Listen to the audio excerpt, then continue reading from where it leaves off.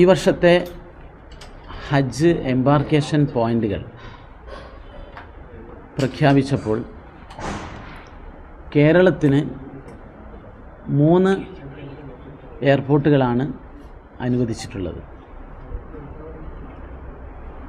എയർലൈൻസിൻ്റെ tender പൂർത്തിയായപ്പോൾ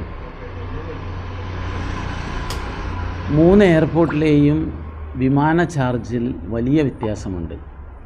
അതിൽ ഏറ്റവും കൂടുതൽ കോഴിക്കോട് എയർപോർട്ടിൽ നിന്നാണ്.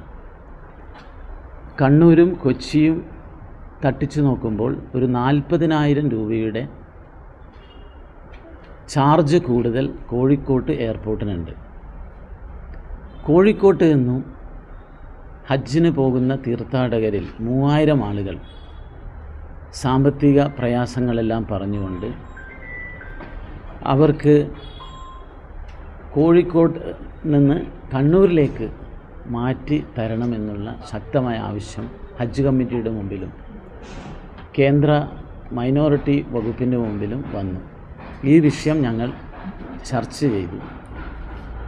ബഹുമാനപ്പെട്ട മന്ത്രി കിരൺ റിജിജുവും ഹജ്ജ് കമ്മിറ്റി ചെയർമാനും ഒഫീഷ്യൽസും എയർ ഇന്ത്യയുമായി ചർച്ച ചെയ്തതിൻ്റെ അടിസ്ഥാനത്തിൽ ചെറിയൊരു ആശ്വാസം കിട്ടിയിരിക്കുകയാണ്. ഏറ്റവും പുതിയ വാർത്തകളും വിശേഷങ്ങളും വിരൽ തുമ്പിലറിയാൻ സീ മലയാളം ന്യൂസ് എല്ലാ ഡിജിറ്റൽ പ്ലാറ്റ്ഫോമുകളിലും ലഭ്യം.